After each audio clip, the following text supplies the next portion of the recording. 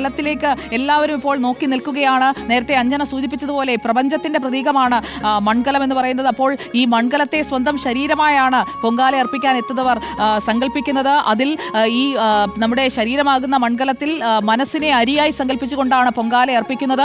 അപ്പോൾ അരിയാകുന്ന മനസ്സ് ഇങ്ങനെ തിളച്ച് ആ മനസ്സിലുള്ള അഹംബോധമടക്കം നശിച്ച് ശർക്കര എന്ന് പറയുന്നത് അത് ഒരു ആനന്ദ സൂചകമായിട്ടാണ് ശർക്കര ഈ പൊങ്കാല കലത്തിലേക്ക് ഇടുന്നത്. അപ്പോൾ ആ ശർക്കര കൂടി ഈ അരിയുമായി ലയിച്ചു കഴിയുമ്പോഴേക്കും അതിൽ ഈ അഹംബോധം നശിച്ചുകൊണ്ട് നമ്മുടെ മനസ്സിലുള്ള ആധിയും വ്യാധിയും എല്ലാം മാറുമെന്നുള്ള സങ്കല്പത്തിലാണ് ഭക്തർ പൊങ്കാലയിടാൻ ആറ്റുകാൽ ക്ഷേത്രത്തിലേക്ക് എത്തുന്നത്.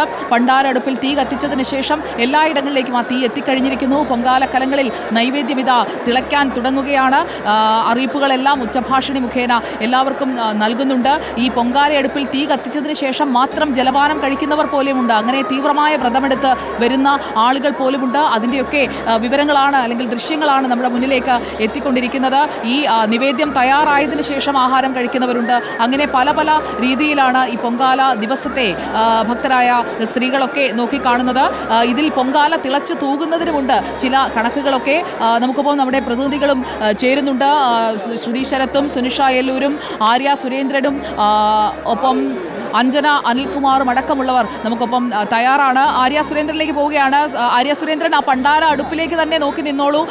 പണ്ടാര അടുപ്പിൽ ഇപ്പോൾ പൊങ്കാല ഇങ്ങനെ തയ്യാറാകുമ്പോൾ അതിൽ കിഴക്കോട്ട് തിളച്ചു തൂവിയാൽ ആഗ്രഹിച്ച കാര്യം ഉടൻ നടക്കും എന്നുള്ളതാണ് പൊങ്കാലയുമായി ബന്ധപ്പെട്ട് ക്ഷേത്രവുമായി ബന്ധപ്പെട്ടുള്ള ആളുകളൊക്കെ പറയുന്നത്. വടക്കോട്ടാണ് തൂവുന്നതെങ്കിൽ കാര്യങ്ങൾ നടക്കാൻ അല്പം താമസം വരും. പടിഞ്ഞാറ് ഭാഗത്തേക്കാണെങ്കിൽ ആഗ്രഹ സാഫല്യത്തിന് ബുദ്ധിമുട്ട് വരും. തെക്കോട്ടാണ് തൂവുന്നതെങ്കിൽ നിങ്ങളുടെ ദുരിതങ്ങൾ മാറിയിട്ടില്ല എന്നതാണ് അർത്ഥം. അപ്പോൾ ഏത് ദിക്കിലേക്ക് തൂവിയാലും അത് ദേവിക്കുള്ള സമർപ്പണമാണ് എന്നതും വിശ്വാസമാണ്. ഇനി എല്ലാവരും കാത്തു നിൽക്കുന്നത് പൊങ്കാല നൈവേദ്യം തയ്യാറാകുന്നതിനായല്ലേ ആര്യ? അതെ, തീർച്ചയായും സുജയ. ഈ പണ്ടാര അടുപ്പിൽ ഇപ്പോൾ തയ്യാറായിക്കൊണ്ടിരിക്കുന്നതും അത് സുജയ സൂചിപ്പിച്ചത് അത് കൃത്യമായ കാര്യം തന്നെയാണ്. കിഴക്കോട്ട് തിളച്ചു തൂകിയാൽ ആഗ്രഹ സാഫല്യം എന്ന് തന്നെയാണ്. അതായത് ഒരു വർഷം കാത്തിരുന്ന യാതനകൾ, വേദനകൾ, അവരുടെ ആഗ്രഹങ്ങൾ, പ്രതീക്ഷകൾ എല്ലാം സാധിക്കും എന്നുള്ളൊരു ചരിത്രം കൂടിയുണ്ട് ഇതിന്. പൊങ്കാല തിളച്ചു തൂവുന്ന ആ ദിശ അത് കിഴക്ക് ദിശയിലേക്കാണെങ്കിൽ അത് വലിയ ശുഭസൂചകമായി തന്നെയാണ് ഈ വിശ്വാസികളും കരുതുന്നത്. എന്തായാലും വലിയ രീതിയിൽ ഇപ്പോൾ ഈ ക്ഷേത്ര പരിസരത്തേക്ക് ഇപ്പോൾ നമുക്ക് കാണാൻ കഴിയുന്ന പോലെ നേരത്തെ ആകാശ ദൃശ്യങ്ങളിൽ കണ്ടതുപോലെ തന്നെ യാഗശാലയിൽ ആറ്റുകാൽ ക്ഷേത്ര പരിസരം മാറുന്ന കാഴ്ചയാണ് കണ്ടത്. അല്പസമയം മുമ്പ് നിർത്തിവെച്ചിരുന്ന ക്ഷേത്ര ദർശനം ഇപ്പോൾ ക്ഷേത്ര ദർശനത്തിനുള്ള സമയം കൂടി അനുവദിച്ചിട്ടുണ്ട്. ഇപ്പോൾ കാണാൻ പറ്റാതെ അമ്മയെ നേരത്തെ ദർശനം നടത്താൻ കഴിയാതിരുന്നവർക്ക് ഇപ്പോൾ പോലീസ് കൃത്യമായ സുരക്ഷയോട് കൂടി തന്നെ അകത്തേക്ക് കയറ്റിവിട്ട് അമ്മയെ കാണാനുള്ള ദർശനത്തിലുള്ള സൗകര്യം ഒരുക്കുന്ന ദൃശ്യമാണിപ്പോൾ ക്ഷേത്ര നടയിൽ നിന്നും നമ്മൾ കാണുന്നത്. അതേസമയം പണ്ടാര അടുപ്പിൽ തിളച്ചു തൂകാൻ പോകുന്ന ഇത് ക്ഷേത്രത്തിൻ്റെ കൂടിയാണ്.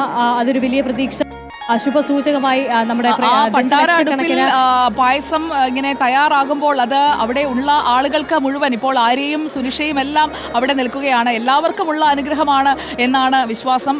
കാരണം ഈ പണ്ടാര അടുപ്പിൽ പൊങ്കാല തയ്യാറാകുമ്പോൾ അതിന് ചുറ്റും നിൽക്കുന്ന എല്ലാവരിലേക്കും ആ അനുഗ്രഹം എത്തുമെന്നാണ് അവിടെയുള്ള ആളുകളുടെ വിശ്വാസം.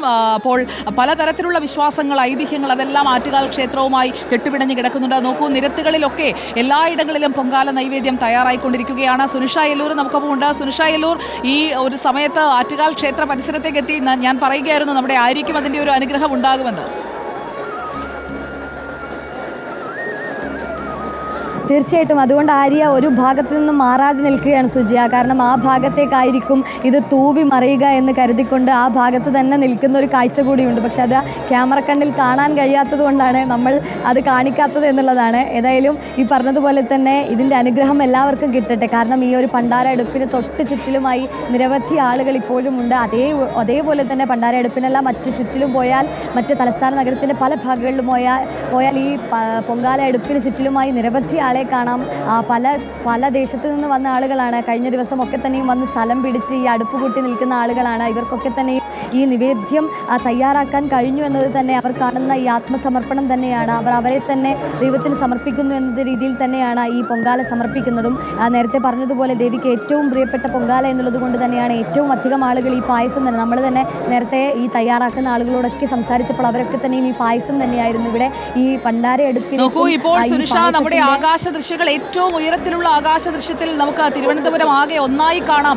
ക്ഷേത്രം നിൽക്കുന്ന ഭാഗം ഇപ്പോൾ ഒരു പരുന്ത് വട്ടമിട്ട് പറക്കുന്നത് പോലെ പരുന്തുകൾക്ക് മുകളിൽ പറക്കുകയാണ് നമ്മുടെ എബിൻ്റെ നേതൃത്വത്തിലുള്ള നമ്മുടെ ഡ്രോൺ സംഘം. ഇപ്പോൾ പ്രേക്ഷകർക്ക് ദൃശ്യങ്ങളിൽ കാണാം, അനന്തപുരിയിൽ ഒന്നാകെ ആ പൊട്ടുപൊട്ടായി നമ്മൾ കാണുന്നതെല്ലാം അനന്തപുരിയുടെ നഗരവീഥികളിൽ ഭക്തലക്ഷങ്ങൾ എന്ന് നമ്മൾ വെറുതെ പറയുന്നതല്ല, അത്രയധികം ആളുകൾ ഈ പൊങ്കാല ഇട്ടുകൊണ്ടിരിക്കുകയാണ്. ക്ഷേത്ര പരിസരത്ത് നിരനിരയായി തയ്യാറാക്കിയിരിക്കുന്ന ഗ്രൗണ്ടിൻ്റെ ഭാഗത്ത് തയ്യാറാക്കിയിരിക്കുന്ന, അതോടൊപ്പം തന്നെ ക്ഷേത്രത്തിൽ നിന്ന് നീളുന്ന എല്ലാ വഴികളിലും സമീപത്തുള്ള ക്ഷേത്രങ്ങളുടെ അടുത്തുമെല്ലാം പൊങ്കാല കലങ്ങൾ നിരന്നിരിക്കുകയാണ്. പൊങ്കാല ഇതാ തിളച്ചുമറിയാനായി തയ്യാറാവുകയാണ്, പൊങ്കാല നൈവേദ്യം ഇതാ തയ്യാറാവുകയാണ്. ആ ഒരു നിമിഷത്തിലേക്കാണ് നമ്മൾ എത്തുന്നത്. നിവേദ്യം തയ്യാറായതിനു ശേഷം ആഹാരം കഴിക്കാമെന്ന് കരുതി കാത്തിരിക്കുന്നവരുണ്ട്. ഇതിപ്പോൾ ദേവിക്ക് ഏറ്റവും പ്രിയപ്പെട്ട ശർക്കര പായസമാണ് അവിടെ തയ്യാറാകുന്നത് എന്നതാണ് ഞാൻ മനസ്സിലാക്കുന്നത്. പണ്ടാര അടുപ്പിൽ ഇപ്പോൾ നിവേദ്യം തയ്യാറായിക്കൊണ്ടിരിക്കുകയാണ്. അത്